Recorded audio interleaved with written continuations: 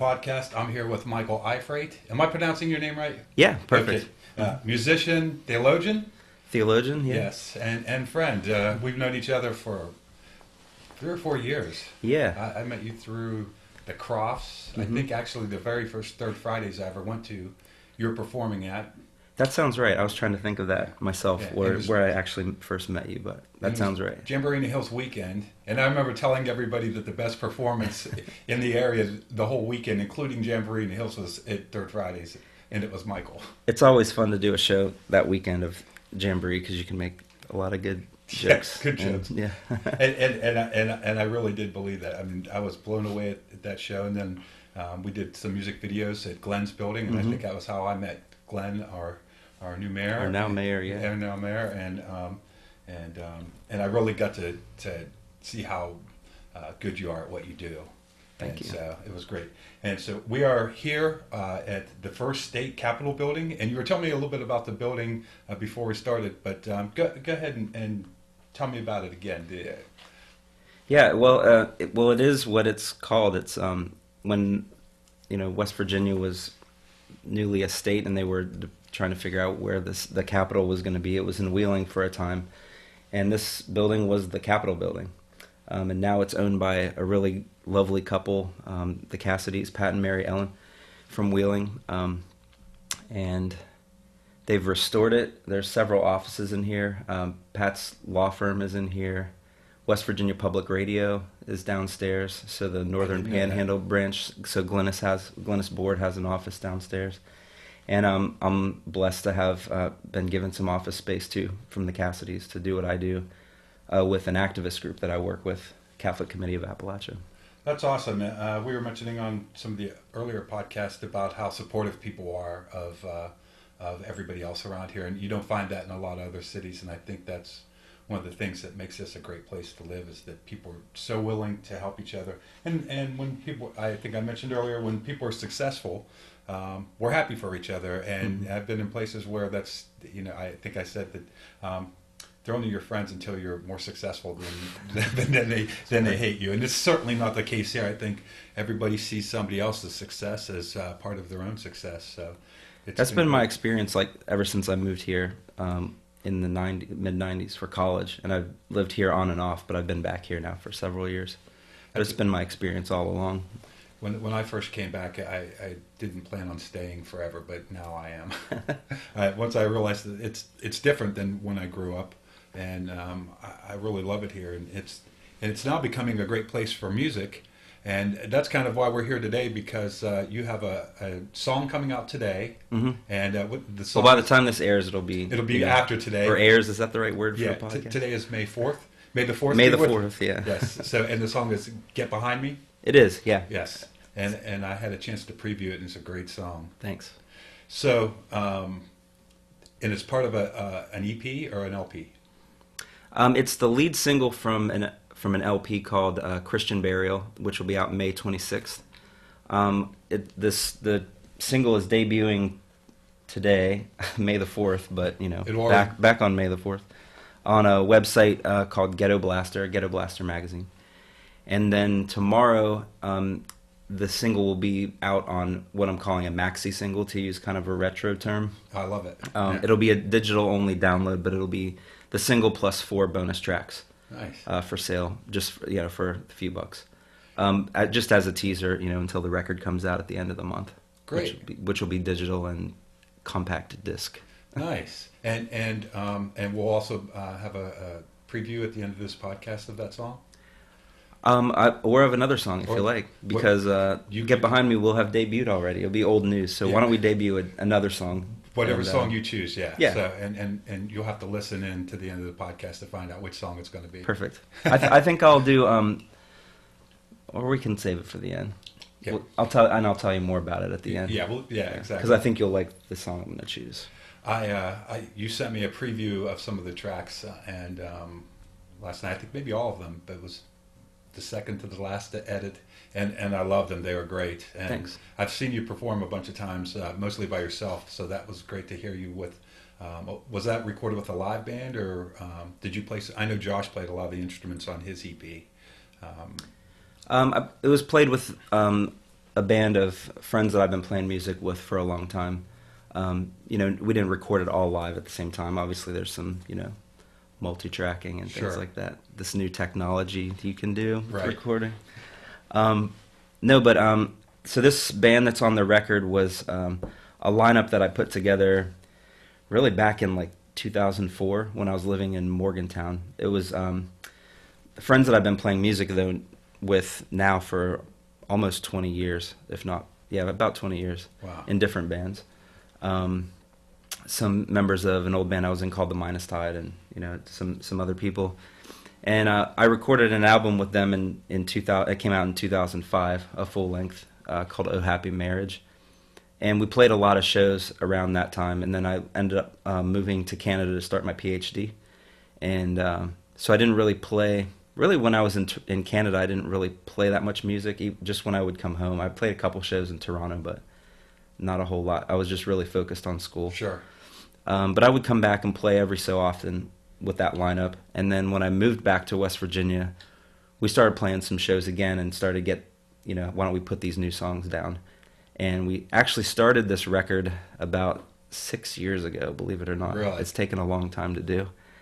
But it's still that lineup. And when I play, now I haven't been playing with a full band for quite a while. Like when I play around Wheeling, like you said, it's usually myself or me and Josh or me and Sean Decker. Right. Back at the Bridge and Tunnel relaunch of Third Friday, I played with a full band again, and it felt really good. But it was Clint, Sean, and Josh Taylor, and so we're kind of probably moving in that direction as far as the lineup goes. But so it's sort of a mix of what you hear on the record and some new people as well. So do you want to give the names of the guys that played on the record? Yeah, sure.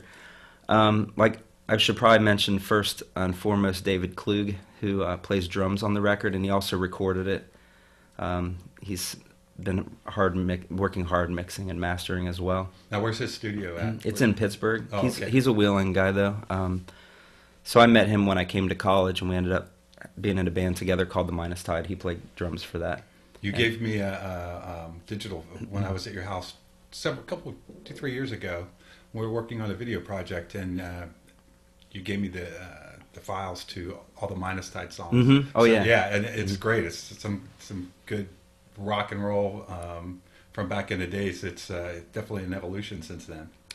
Yeah, I mean, I've always been playing the music that I play now, but I've definitely gone through different phases. Well, yeah, we're older. Yeah, and we can talk more about that. But so Dave's on the record and recorded it on drums. Clint Sutton plays guitar on this record. He's a drummer first and foremost, and I was in a band with him where he played drums. He plays the lead electric for the most part. Sean Decker would play acoustic guitar live. He doesn't do that on the record just because I did it myself, but he sings a lot on the record, backing vocals. I play acoustic and electric guitar. Dallas Campbell, also from the Wheeling area, originally Cameron, plays bass. He was also in the Minus Tide. He's the guy that screamed in the Minus Tide. He played bass on the record. I just met him a couple weeks ago. Yeah, he's great. He's doing good music these days too. So that's kind of the core lineup, and then Josh Taylor came in and put down a lot of organ tracks and some piano, which was awesome. Well, we did it at his house, actually. It's the only thing that wasn't recorded in Pittsburgh. Then, a few extra guests. William Matheny, who you might know, he just put out a record. He's from Morgantown, really great songwriter from West Virginia. Played pedal steel on a few songs. Haley Slagle, who I played with a couple times in Wheeling. Yeah, we did some music videos with her down at Center Market. Yeah, she was great. Yeah, she sang backup on a song. Sarah Sigmund, who I sing with all the time in different ways, either my own stuff or old time music. With Bob Heyer or just the two of us. Did some backing vocals on a song. My friend Nate Musser, also from Wheeling, and was away for a while in Nashville playing music professionally. He's back in the area, and he put down a lot of violin tracks on a song or two. I think just one on this record, and then a bunch more on the second record I'm working on. Nice. So That's like that, and my daughter Hazel sings on 2 tracks. I saw that in the liner notes. Yes, and That could be everybody. There's so many people. did you on the mention your record. brother? My brother is not on the record, but he's going to play at the release show. Oh, great, Yeah. great. Now, how did you come up with the title of the album? I kind of stole it from 10,000 Maniacs, the band, if you remember them. Yeah. When I was just starting to learn how to write songs and stuff, I was really into 10,000 Maniacs, I think, because I was really into REM, like back in high school and stuff, and I started getting into 10,000 Maniacs, like their old stuff. And I noticed, just looking at the liner notes of their records, that their publishing company, all songwriters have, if they're registered with like ASCAP or something, they have like their name of their They form a publishing company, yeah. And their company was called Christian Burial Music. And I always kind of knew that, what's her name, the singer? Natalie Merchant. Natalie Merchant. Yeah. Had a kind of a faith background and stuff, and that kind of was in the lyrics a little bit. But when I saw that, it jumped out at me as a kid who grew up Catholic, because it's really like a short form for the Mass of Christian Burial, which is the formal name for the funeral mass in the Catholic Church. So that always just kind of stuck with me as this haunting image attached to Natalie Merchant and 10,000 Maniacs. And I think I just kind of filed that away as an image. And when I was trying to come up with, the title that captured what the whole record is about, so to speak, or what some of the dominant themes are, I pulled that out and I was like, this seems like a good match. Sometimes it just works, right? It just felt right. That's the name, yeah. Mm-hmm. Yeah. Now, you were saying that you and Josh Josh Taylor kind of, I don't know if the challenge is the right word, but you guys both decided that you would both work on your records and release them at the same time as a kind of goal. And how did that all come about? Well, I met Josh a few years ago.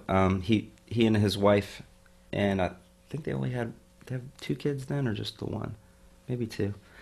They stopped into one of my shows, and I met them, and it was great. And we really hit it off, and we have a lot in common musically and just in life and things.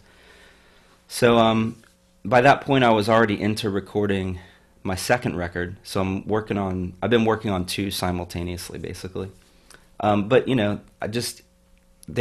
the first one took so long. Every so often, it just takes a shot in the arm to get going again. I don't think people realize the longer you take, the harder it is. It's Yeah. like anything, like a dissertation, perhaps. Yes. It's easy to lose steam, and then sometimes you need that thing that it reignites your excitement for it. Yeah. And I don't think people realize how complicated it is to make a record, to make it sound, especially if you have a very specific goal in mind to get it the way recorded the way you hear it in your head.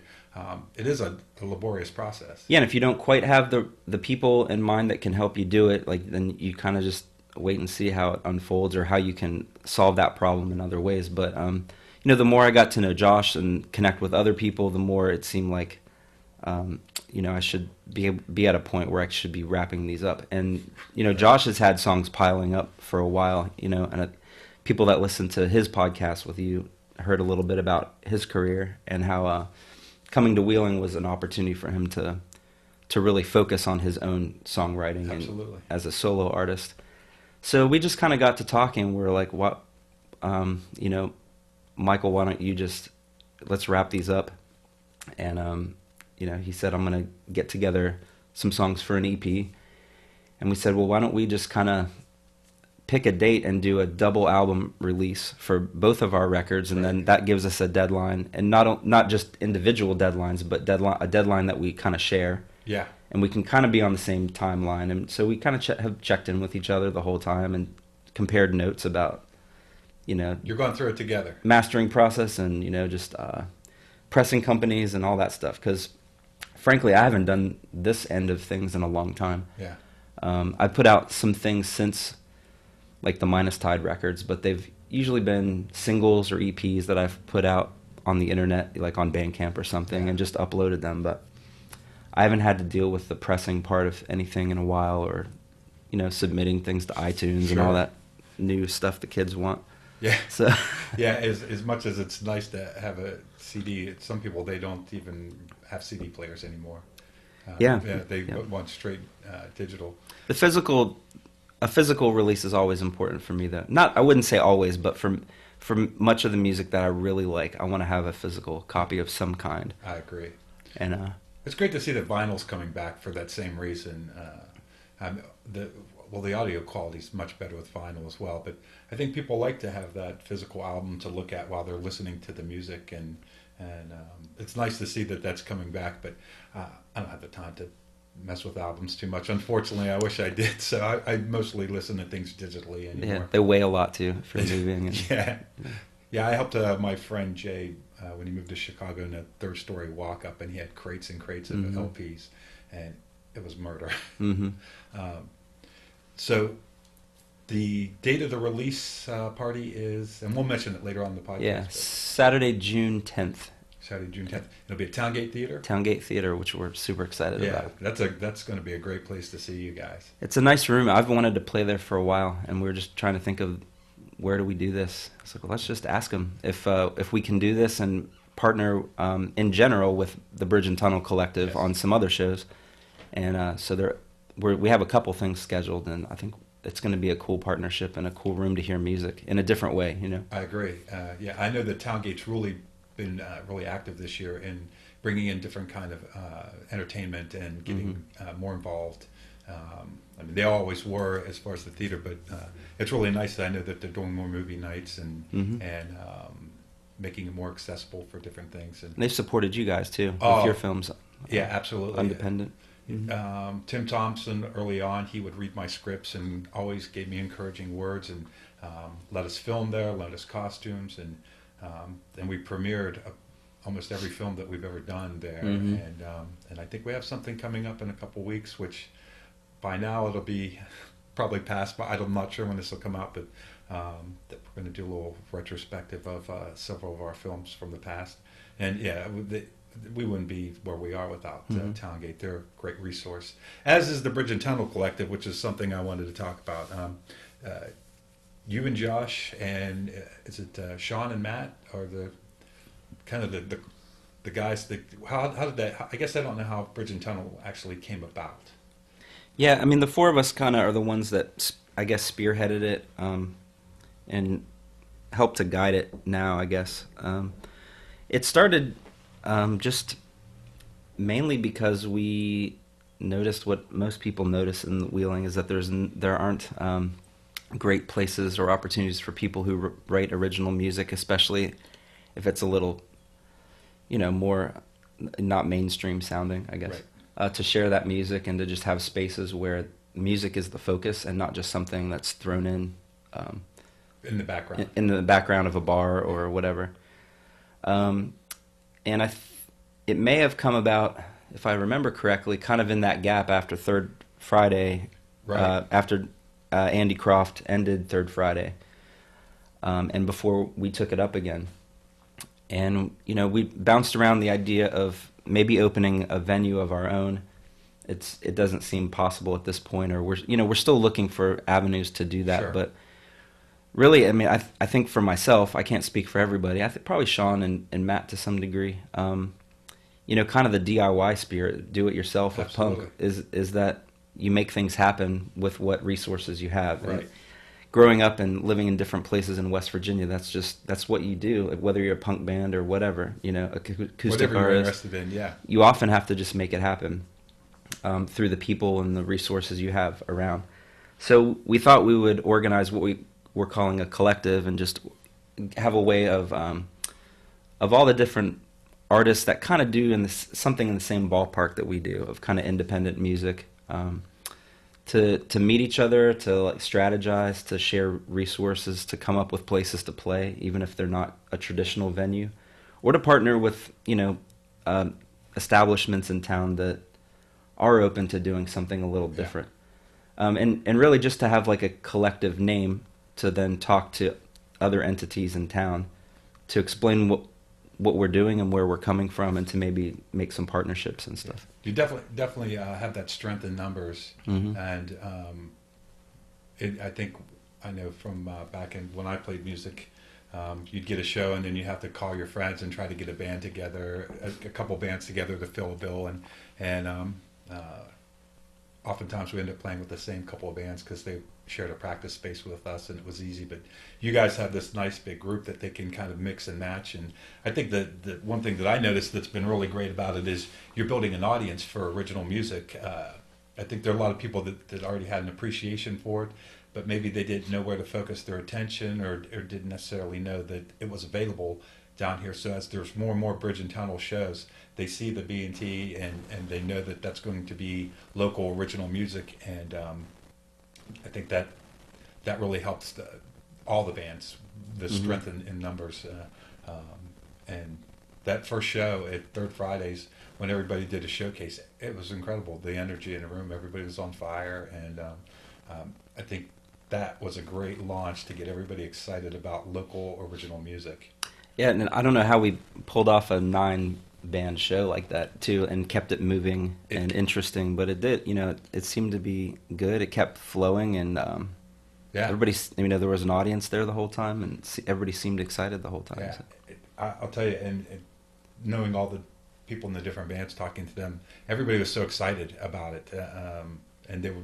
I think Matt Klempa was telling me that the weeks leading up to that the chat group that you guys had going on, everybody was so excited. There was a lot of energy, and you could definitely feel that night in the room. And I think it's continued on. Some great shows. Josh's show last week was great. The Pussyfooters were great. I just saw that Concrete TP and Ryan Mowry are going to be playing at the next Third Fridays. Yep. And I thought that was really cool that you guys had.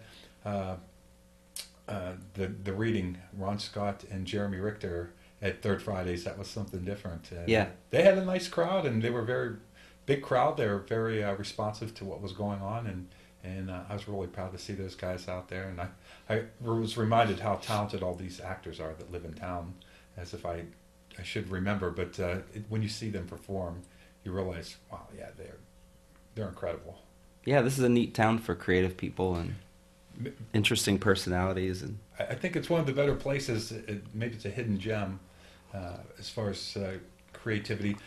Like we mentioned earlier, the fact that everybody is so supportive, and also the fact that it's very diverse.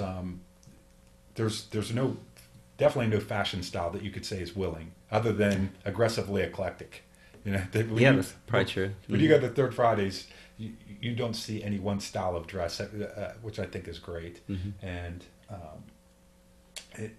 it's just a really good place. I know for the podcast and for the movies and everything, I've been very lucky to have so many people easily support us. And people of all ages. I mean, it's not limited to a 5-year age span or something. Right. Because I know the old rock shows I'd go to, it was usually early to mid-20s, and then after that it would drop off, and it was usually kind of the same faces every time. And I see a lot of new people at the shows all the time. I think the audience for the music is definitely growing. So the new record, you said that it's set for a while, and how does it feel to have it finally? Because after today, it'll pretty much be set in stone. Do you think? Yeah, I think so. We're still dealing with some, like the artistic side of it, the packaging and stuff for the physical. That's the physical release for all of you young people. But it feels great to have it done. If you take 6 years to do a record, you probably have some bumps where you think, is this thing ever going to be done, right, or is this even sounding the way I'm wanting it to sound? Or so I definitely had a few places like that. But I always had this vision in my head for it of who I wanted on it, and or at least what instrument voices and things I wanted on it, the arrangement, so to speak. And hearing the final product, especially instruments that I definitely cannot play. Right. A little string section, that Nate put on it, or pedal steel guitar and stuff, where I knew I wanted that on the record, and it was in my head. But then once people gave their gifts, for the record, and to do their thing on my songs and to make them how I wanted, it's really moving to get sappy or whatever. But when people contribute to it, Sure. a thing that you're making like that, it feels really good, and just I'm really grateful to everybody that was part of it. Yeah. And that is still a part of it. I can appreciate that, because I know sometimes I look around the movie set and I'm like, wow, all these people are here, and to support something that I've wanted to do for a long time. And then I had a revelation when we were filming The Static that Sue Beth Warren, I said, do you mind if we do a couple more takes of this? And she said, I'm having a blast. I've always wanted to be in a movie. And then I realized, oh yeah, they're helping me out, but they're not just here begrudgingly. And I'm sure that, like, the guys that are playing on your album, they're even though they're helping you out, they're also having a lot of fun being able to perform on your record and to work with you. So it's kind of a nice one. It's a mutually beneficial situation. Yeah. I would think it would be. So one of the things that you and I have talked about early on was our love for the band Fugazi. Mm-hmm. And we had this history, I think, I'm a lot older than you, but when we were younger, of just being interested in punk music in general. And I think you were the first person that told me about Willing's punk scene, which I think happened while I was living in Dayton. And there was actual punk clubs. And what were some of the bands that you were in back in the day? First one in college was called Hawthorne. That was the second name we came up with, but that we were around for a few years. Toward most of college, it was a 4-piece. Clint was in it, and I still play with Clint. He played drums. Our friend Jake, who now lives in Boston, and our friend Sean from Cleveland. And we all, with the exception of the three of us, with the exception of Clint, met at Wheeling Jesuit when we were freshmen, and formed this band. It went through kind of more of an acoustic phase at first, and then it got harder and harder, and just played a lot of shows on campus and in town, and hooked up with, that was kind of, I had known some of the Wheeling bands from when I started bands in high school, like a band called Bala from a bunch of kids from New Vrindavan. And so I think coming to Wheeling, I knew about some of these punk bands and just kind of wanted to get in on it. Yeah. So we formed this band and started playing some shows around in Wheeling. And at that point, I don't think there weren't really any clubs, so to speak, that did it. It was, it was all DIY, like community hall shows. There was a place called The Hangar, which I never got to go to, but I always heard about it when I was in high school. But by the time I got to Wheeling, it had closed, but I guess some legendary shows happened there. Yeah, I think on the Fancy Pants podcast, they were talking about The Hangar, and it sounds like we missed out on some pretty good shows. I know Sean Decker would have been at The Hangar for shows and stuff.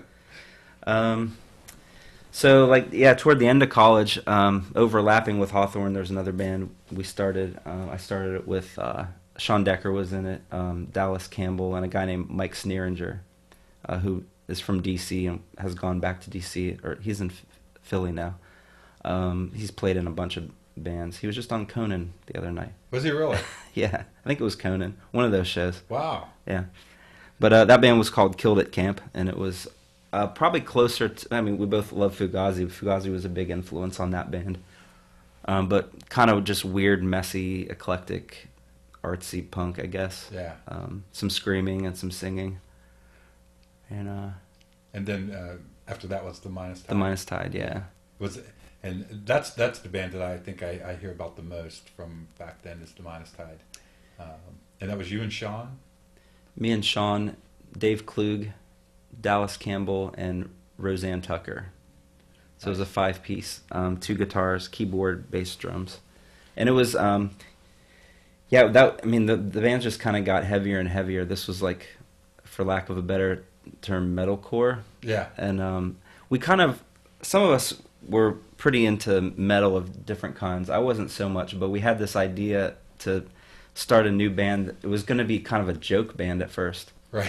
Let's start a metal band, and wear black nail polish and stuff like that. Yeah. And the first name of The Minus Tide was Blood Everywhere. It gives you an idea of kind of where we were coming from. But the more we wrote, it was less of a joke. It was like a real band that we did. Yeah. But it was definitely lyrically, it ended up kind of being like kind of fantasy and sci-fi lyrics Yeah. and stuff like that. Which is, I think, the fact that it's fun, that lyrically, and maybe gives it more of an energy. Mm-hmm. I know I played in a band called Shandar the Impaler, and and the name was silly, and our lead singer dressed up like a Viking, but Steve, and but we had a lot of fun, and we're all very best friends that were in other bands, and we were just kind of doing it on a lark. But I think maybe the fact that we weren't taking it too seriously is why we had so much fun with it, and why it ended up being a pretty good band.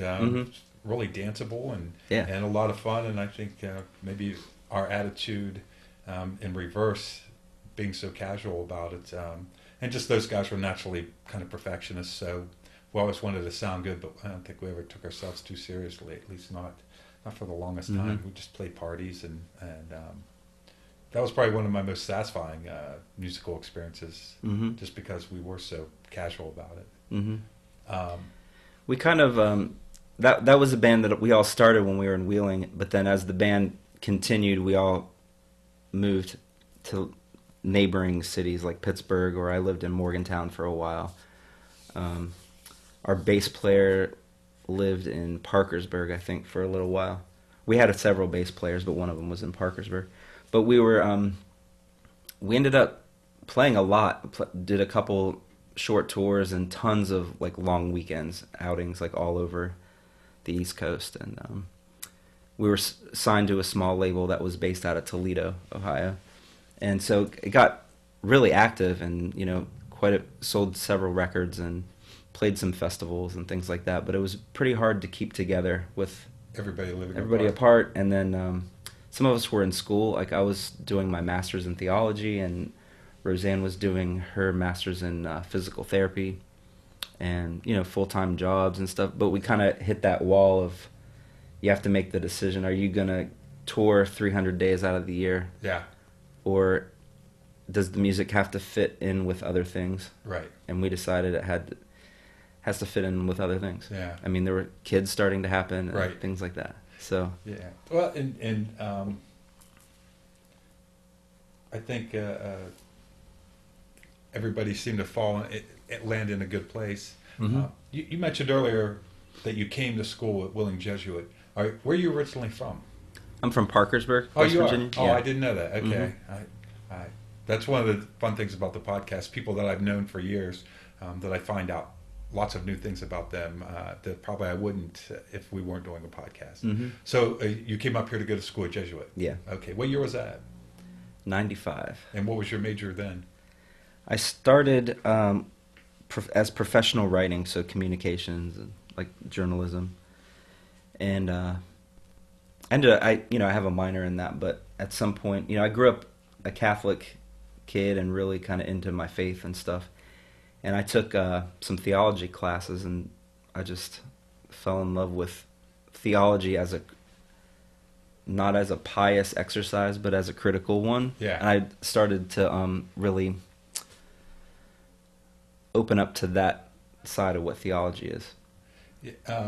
Yeah, I think we changed my major. Changed your major. And I think we mentioned the term liberal Catholic, or how was that termed earlier when we were talking? I think we said lefty Catholic. Lefty Catholic, yeah. and liberal's too tricky of a word. It is. Yeah, lefty Catholic. Use in any sensible way. Yeah, that's right. It's it's interesting because I grew up Catholic, but then there were certain things that I couldn't get behind. So I never, yeah. But I guess it never occurred to me that you could still stay there and challenge the things that you didn't like, which sounds like you rather than leave, you decide to reform. Is that kind of accurate? Yeah, I think both are valid ways of interacting with a tradition that was part of your life, for a long time. Some people choose to go, and that's valid, and people choose to stay and toe the line, and other people choose to stay and either try to reform, which is, I guess, one way that I think about it, but also, the phrase, be the change you want to see in the world. Right. You could also say be the church you want to see in the world. Right. So I kind of have this approach of staying connected to the Catholic Church, working for reform in some ways, but also just doing things the way I want now anyway. Yeah. Insofar as I can. So that means, maybe getting a group together outside of a parish type centered community. Right. I don't belong to any Catholic parish, but getting a group together that meets every so often for Mass. Yeah. Outside of a parish where it feels more organic and more part of life and less institutional and less upper middle class, right. SUV driving family. Not to be judgmental, but I don't feel at home really in very many parishes. But yeah. I think Catholicism is such a rich, diverse tradition that the parish isn't where it's at all the time. I mean, there's religious orders, there's the Catholic worker movement, which is anarchist Catholicism. Yeah. There's a Catholic worker house in Wheeling now, which is amazing. Yeah. But you can kind of use this tradition and have it take forms that that meet you where your life is. Yeah. And it's not just like creating something out of nowhere. You can usually find a thread of these traditions back very far. So I learned when I was in college, I learned about liberation theology and the Catholic worker movement, and that's all I needed to feel, I could stay at home in this tradition. Yeah. But in these kind of minority, obscured versions of Catholicism, but that there's validity to them because there's a history there. Right. If that makes any sense. Sure. That you're not the first one that came up with the idea, and that it's got a tradition, and I think it's great that you're aware of the tradition, and that you're keeping it alive, and that you're finding a way to keep your faith and still be true to yourself. Mm-hmm. Which is, I think, the most important thing is to whatever your belief system is, it should be your actions and what you believe should feel pretty honest to who you are. Mm-hmm. And I kind of figured mine out about 10 years ago, and now I feel better about it. I don't prescribe to any one thing. I just kind of try to float around and be open-minded, and anything that rings true at the moment is what I go with. And if I find something better that even sounds more true to me, then I go with that and cast things off. But yeah, I think that's an important thing, is to just always feel like one spirituality is it's never fixed. It's like it has to be alive and like responding to the world that we live in and to the people that are in your life and new things that you learn. And so yeah, whether that takes a form of being open to any and all things, or being rooted in a tradition but also being open to things, like just anytime we get in a state where we think I figured it out and this is all this is the truth, is bad. Fortunately, not to get super Catholic-y, but fortunately I'm really excited that there's a Pope that kind of thinks that way too. I was going to ask you what you thought about the Pope. Yeah, I like the Pope. He's a punk rock Pope in some ways. I mean, he's an old man too, so he has some views that are not where I would want them to be, on women primarily. Yeah. But he's definitely miles ahead of, I think, the past popes as far as. For sure. Yeah.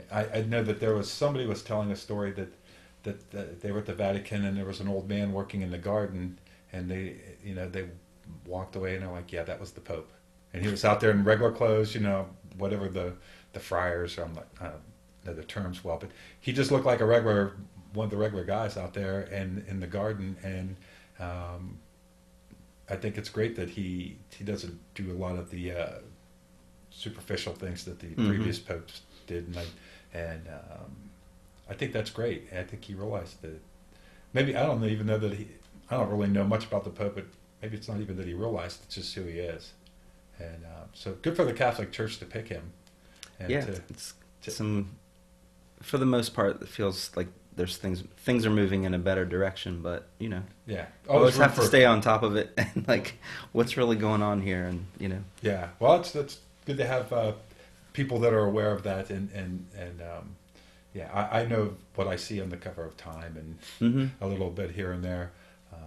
But you said that you were studying writing, and I know one of the things that I read of yours early on, you wrote something, and it's about 3 years ago that I read it, but it had something to do with Fugazi and theology. Oh yeah, I had a book chapter it was a book called excuse me, Secular Music and Sacred Theology. It came out maybe 4 years ago, something like that. And I had a chapter in there. It's a multi-authored thing. And it was a book that came out of a blog that I was part of called Rock and Theology.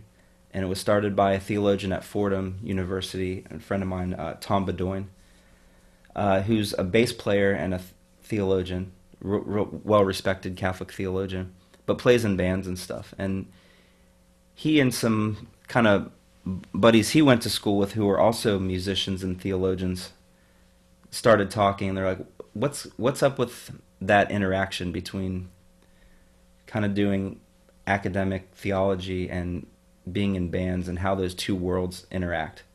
And somehow I stumbled on this blog, and they were interested in new contributors and stuff. And I had met Tom before, but this was a way to kind of reintroduce myself. And I had been doing some not just academic writing on this. I'd written a couple papers on it, but that's just something ever since I was getting into playing music that I always thought about. What does it mean that I'm a Catholic kid into my faith, but I'm attracted to punk rock? And what is it about those two things? How do they go together? How are they in tension with one another? How is it a creative thing to juxtapose and bring those two worlds together? So I brought that to Tom, and we had great long phone conversation about music and stuff like that. And I ended up becoming a contributor to the blog. The blog no longer exists, but before it shut down, one of the last things that Tom did was to organize a book that kind of came out of it. So some of the bloggers from that website are in this book, and I'm one of them, and some other authors. And yeah, it's basically an essay. It's called More Than Music. That's the main title. I can't remember the subtitle. But it's basically about what I learned about doing theology and being a member of a religious community or tradition. What I learned about that from Fugazi. That's awesome. So the way that Fugazi challenges more mainstream or dominant forms of, say, the music industry, or what it means to be an artist in the world. All of that had, I think, a big impact on the way, the reason why I wanted to study theology, but the way that I do it, and the kinds of ways in which I do it, the kinds of church communities that I want to be connected with, kind of more activist ones. Yeah. So there's a lot of resonance there. And I actually have a second book chapter that talks about it a little more in depth. That it'll be out later in the summer. That book's called Music, Theology, and Justice. And the name of my chapter for that is Punk Rock and/as Liberation Theology. Oh, nice. And for that, I look even more at mainly the DC punk scene, because not only was there this sort of ethical dimension to punk going on with the activism and things like that, there was some really interesting intersections between churches and the punk community, where punk kids would put on shows at churches, not just because it was an empty building, but because they had similar, they were attracted to the more progressive churches. Yeah. And the churches were attracted to these movements because they shared this this passion, this commitment to social change. And so what was that like? And so I did some interviews with a couple people. One of them's Mark Anderson, who's he wasn't a musician in DC, but he was one of the organizers in the 80s and 90s of some of the kind of punk activist movements, Positive Force and things like that.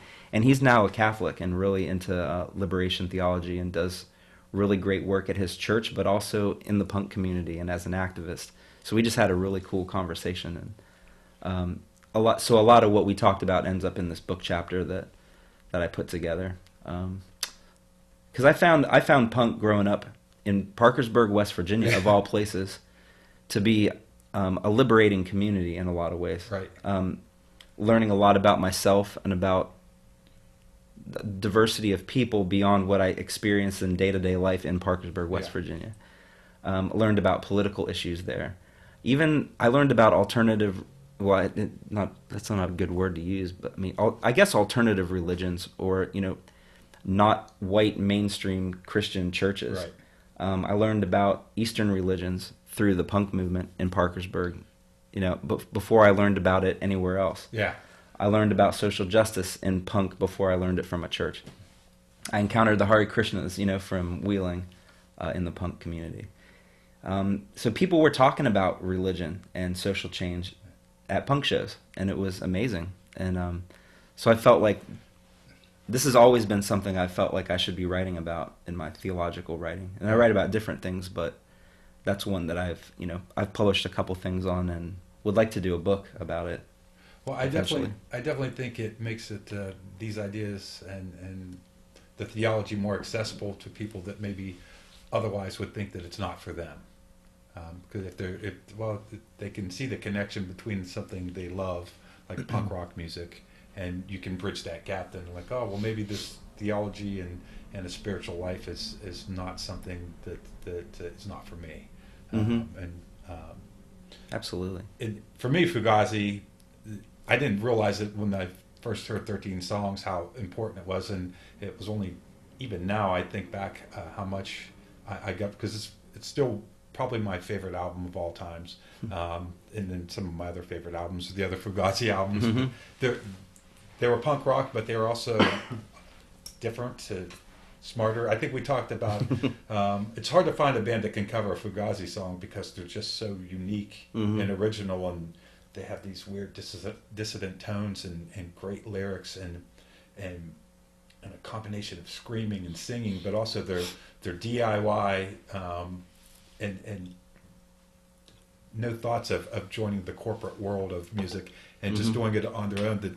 That was the first band that I ever saw do that, and the idea that you don't have to have a record company, and certainly when it came to making films, without really even thinking about it, I was inspired by them. And as you said earlier, you do the best you can with whatever you have around you, and you just push forward and don't wait on somebody else to give you the money or the opportunity. You just create your own. And I love the fact that every time I got a Fugazi CD, it was because I sent a $10 bill to Ian MacKaye or somebody to his house in Washington, D.C. At least that's how I imagined it. I didn't imagine it going to big. You could actually send a cash money to the address, and they'd send you that back plus all the other Discord bands. And I bought a lot of CDs through the mail. I think maybe those are the only ones I ever bought through the mail, but it was always, I would just send cash. I'm like, I'll just put a $10 bill in there. Yeah, it was. I was talking to my friend Jeff, who was in,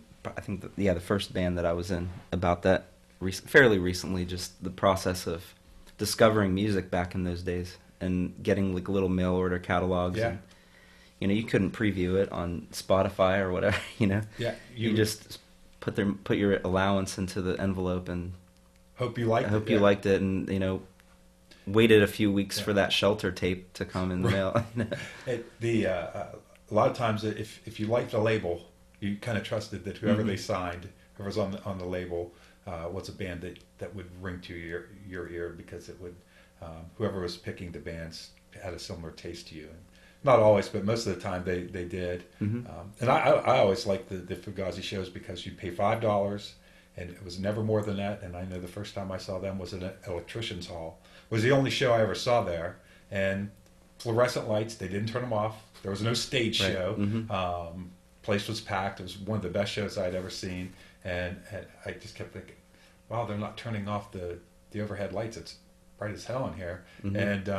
And then once they started playing, you totally forgot that you were in an electrician's hall. You're completely fixated on the stage. And these guys whose albums, it was probably several years after I first heard them that I actually got to see them. These guys that I worship, they're like 3 feet away, and they're just regular guys, and they're in a van, and they're standing right there. And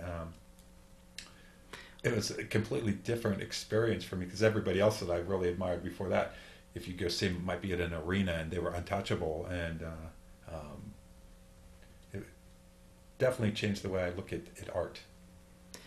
Oh yeah, that and well, I mean, the lights thing reminded me of the Minus Tide played a festival with them in Harrisonburg, Virginia, at JMU, the Mac Rock Festival.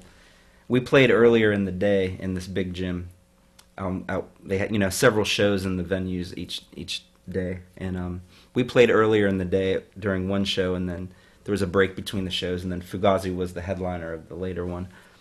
And somehow they wanted I think Avail was also playing in that show. So some of the bigger bands, of course.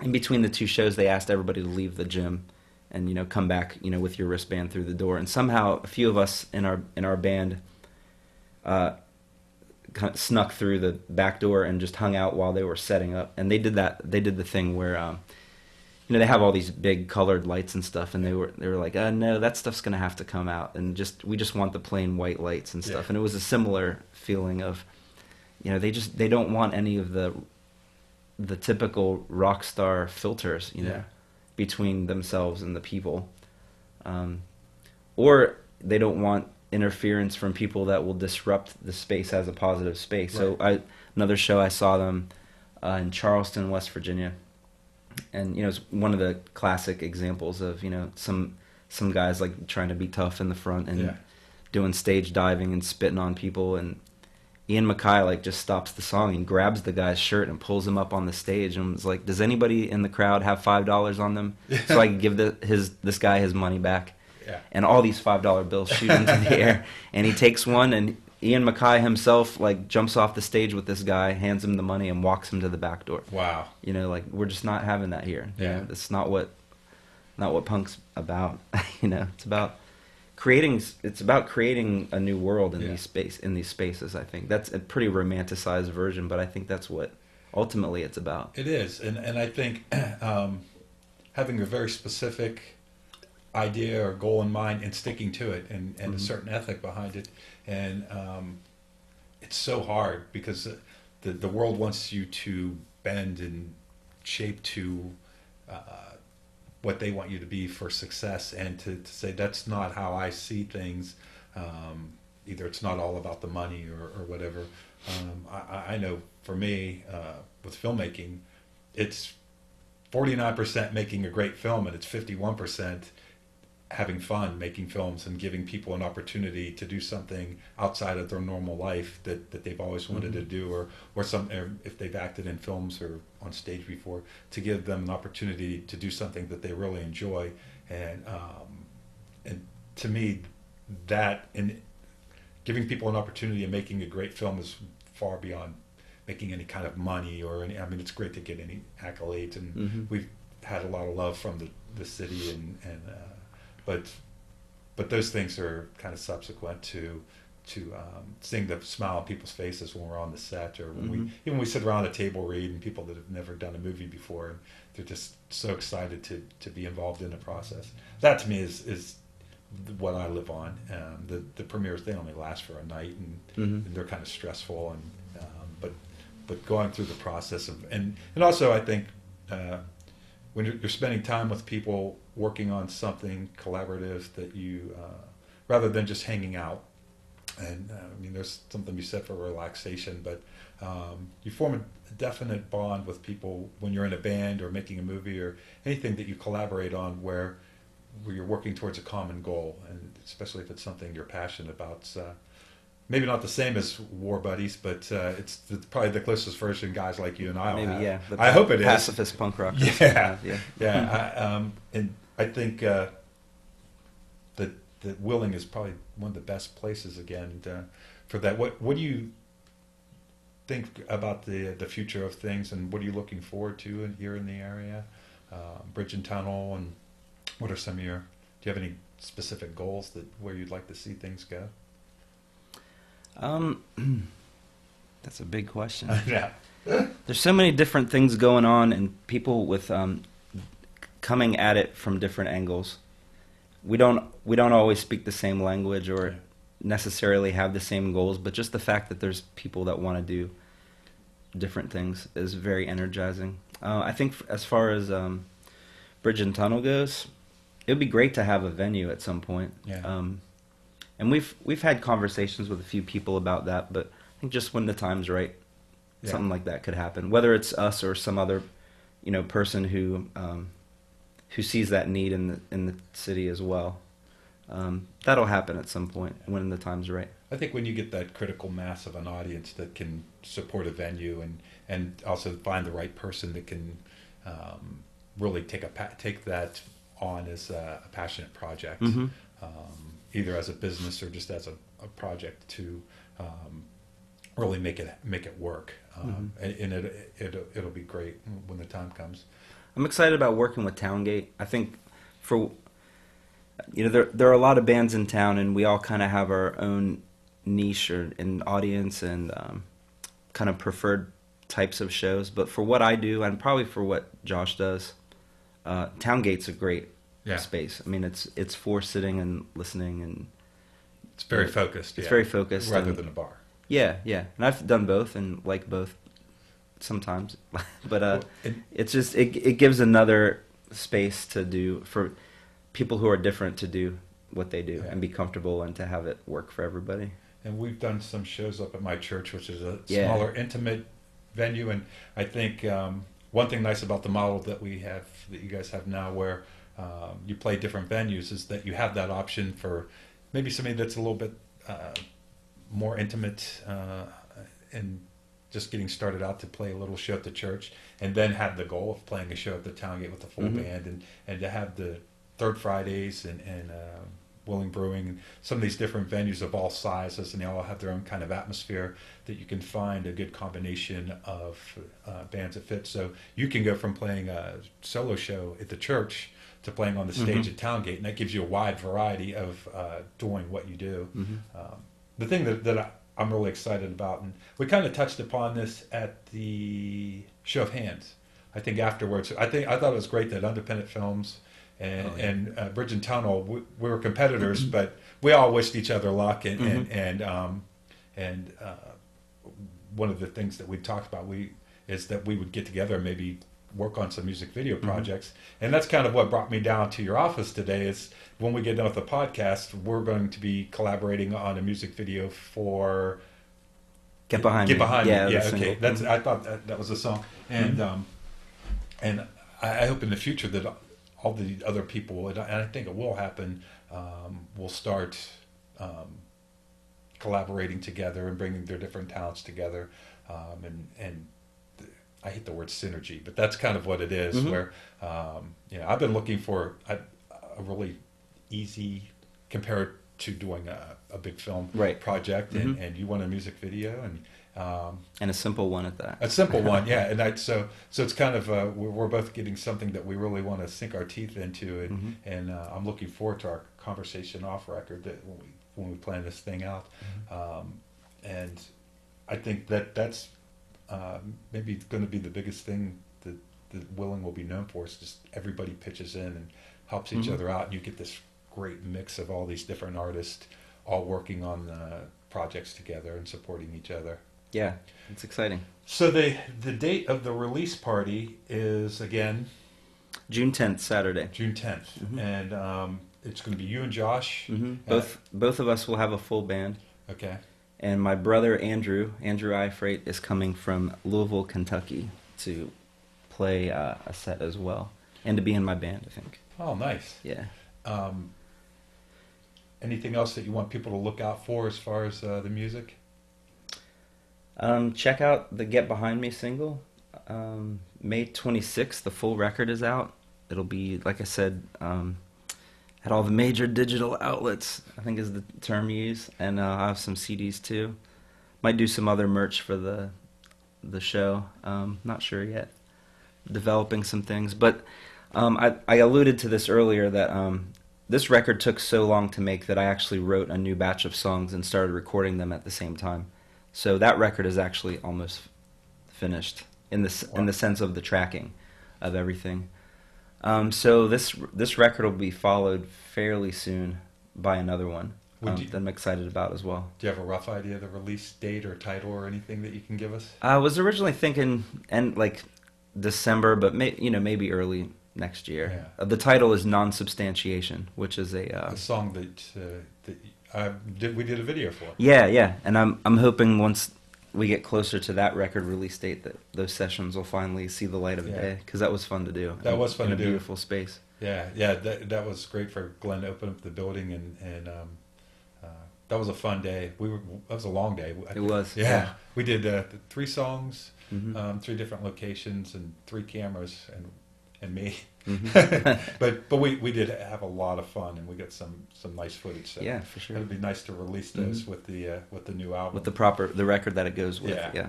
Mm-hmm. Well, those are the kind of things that they just take time, and I don't know, more the older I get, the more when it comes to art, I'm inclined to sit on things until the time is right, and instead of rush through to get it done, because that's always been more my natural inclination is I want to get it done and move on to the next thing, and now I kind of think, well, maybe it's not ready to be done. And If I've discovered that too, whether it's an individual song or a record, like things kind of organically develop. You know, when you're in high school or college, you sit down and you could write a song like in an hour, and I usually I let words just bubble up in a way, you know, like in my day-to-day life. You know, I might have the music all there, but I'm like, I'm still working on that 3rd line of the first verse, and I have like all the rest of it there, but like I just don't force it, you know, don't put words in there that are just taking up space. Yeah, and I always tell the guys as they're starting to direct, and just my philosophy as a director is I don't always know what I want, but I know what I don't want, and so if it's not there, it's not there, and since I don't know what I want in its place, sometimes I have to wait for an idea to come along, or a theme or something to. Or see a piece of footage in the case of filmmaking that I'm like, oh, that's the part that it needed, and it's good to know that. I think as you get more and more, you've been playing music for a long time, so as you get more and more into it, you definitely get more specific about what you want and don't want. Mm-hmm. And Absolutely. I've enjoyed your music, and I'm looking forward to the album. And what you shared with me last night was great, and I only got to listen to it one time, kind of as I was getting ready for bed, because I got home a little late, but I plan on listening to it this afternoon when I get home, and Cool. I'm sure by the time this podcast comes out, people will have listened to it. So what song are we going to, I'll let you introduce at the end here, what song we're going to end with? I thought, since Haley and did some live video of her as well, that the song she sings on, it's called My Body Will Speak to You, is on it. It's one of the slower, quieter ones, but Haley did some really great backing vocals on it. And it's another one where William Matheny played pedal steel. It's got a real country kind of vibe to it. That was the song that I heard last night that I couldn't remember the name when I came in here, but I want to mention that I really liked a lot. Yeah. Cool. I liked all of them, but that was the one that definitely was the one I'm like, I'm going to have to listen to that again. Yeah. Well, hope people enjoy it. And that's this second track being released, before the debut of the whole record. So good. Enjoy. Yes. So as you're listening to this podcast, stay tuned. The music video should be out shortly. Maybe even we'll release the music video at the time of the podcast. I'm not sure. But Mike, thanks for being on the podcast. Yeah, of course. And everybody, enjoy the song. Give the title again. Of the song, My Body Will Speak to You. Great. Yeah. Thanks, Enjoy. Mike. Thanks. In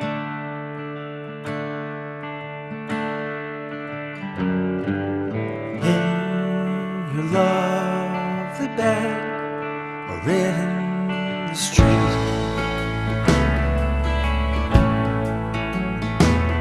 my body will speak to you.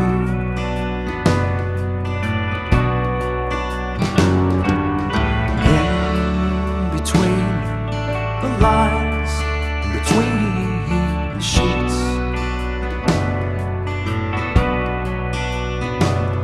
my body will speak to you. My body will speak to you, despite what my words will do. The tangible traces, the truth. My body will speak to you. My body will speak to you.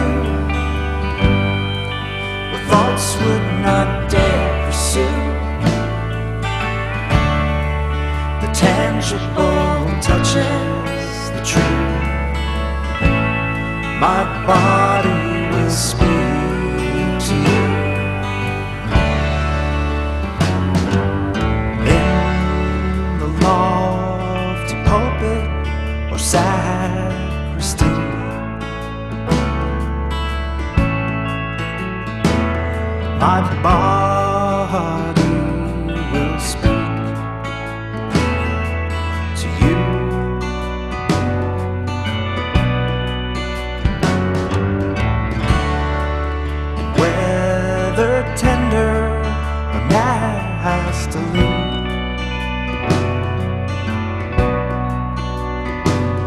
My body will speak to you. My body will speak to you, despite what my words will do. The tangible traces the truth. My body will speak to you. My body will speak to you with thoughts would not dare pursue. The tangible touches the truth. My body will speak to you.